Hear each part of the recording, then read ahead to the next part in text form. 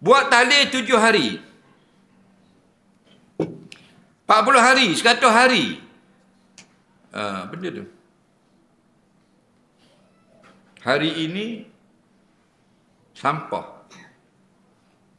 Saya terbaca di sosial media, buat tahlil 7 hari, 40 hari, 100 hari, sampah. Sebab susahkan diri sendiri. Dan Nabi pun tak buat.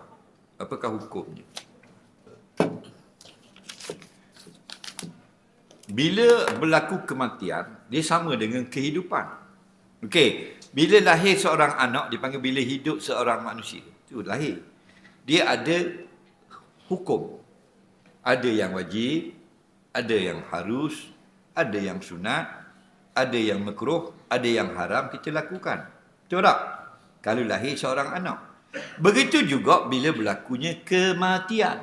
Bila mati seorang, maka ada benda yang wajib, ada yang haram, ada yang makruh, ada yang sunat, ada yang harus. Waktu kita kena mengaji, kena belajar. Faham? Kita nak tahu benda tu je. Kehidupan kita ni takkan lari daripada 5 hukum syarak taklifi. Wajib, haram, sunat, makruh, harus. 5 ni.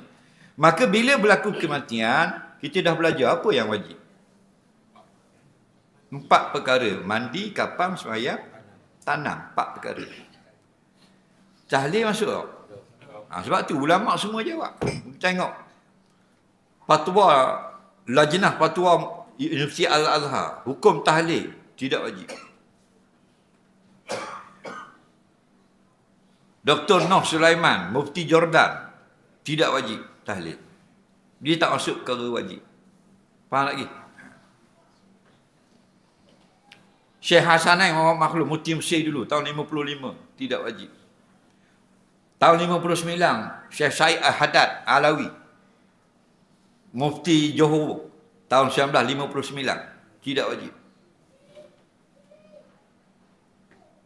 Kitab beberapa mutiara yang indah, fatwa-fatwa Syekh Abdul Qadir Al-Mandili, tidak wajib.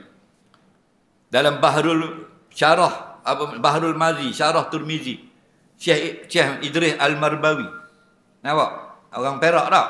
Tidak wajib. Okey, sesal lagi. Jadi tahlil tu wajib ke tak? Tidak.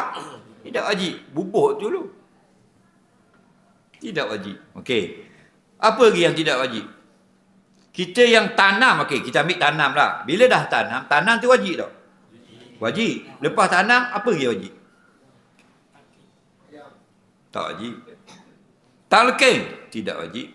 Doa, tidak wajib. Istighfar, tidak wajib lah ke dah. Nampak lagi? Tanam je. Tanam, balik. Itu je wajib. Kalau hak wajib, okey, kalau kita tak balik lagi, kita istighfar. Apa hukumnya? Sunat. Faham lagi? Sunat. Sebab apa sunat? Nabi suruh. Nabi kata lepas mu tanam, istaghfiru di akhikum. Jangan balik. Baca mohon ampun untuk mayat ini. Nampak? Jadi pendek cerita, tahlil lepas kematian bukan perkara yang wajib. Okey, lepas mati, kita ambil duit RM100, kita sedekah kat masjid, niat pahala ke ayah kita. Wajib ke? Harus. Harus, betul. Lepas mak kita mati, seminggu lepas, minggu ni kita ambil nasi segantang, kita bagi makan kat orang surau, wang esok. Wajib ke harus? Itulah tahlil. Pokoknya harus. Itu semua tu ikhtiar orang yang hidup saja. Untuk orang yang telah mati. Okey? Wajib tak kita pergi, dia mati, kita pergi ziarah kubur dia? Wajib ke tak? Pak kita tanam dah petang tadi, esok wajib tak kita ziarah kubur ayah?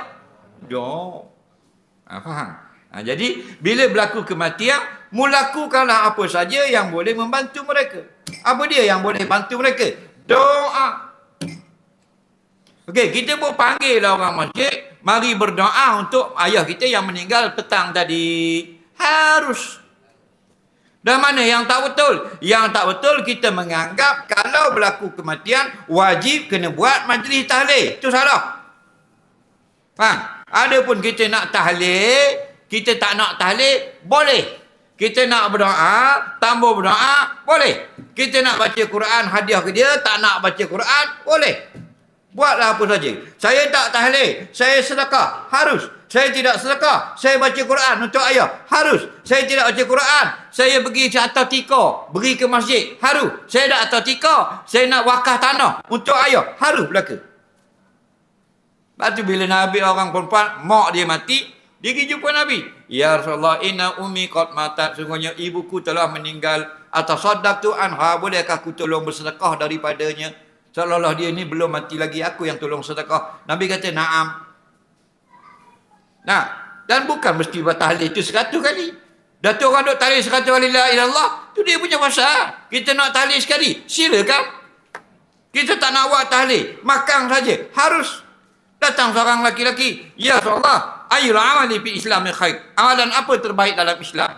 Nabi kata, tut'imu ta'am, jamu orang makan. Jadi bila berlaku kematian, kita nak sedekah pahala kepada ibu bapa kita panggil orang kampung mari rumah. Okey, pengumumannya kita tak ada tahlil, saya nak jamu saja makan. Nah, untuk hadiahkan pahalanya kepada ibu bapa saya. 1, 2, 3, makan. Makan. Faham lagi? Dalam hati aku hadiahkan pahala aku sedekah jamu makanan ini kepada dua ibu bapa aku. Hukumnya harus belaka. Jangan kata wajib. Wallahu a'lam.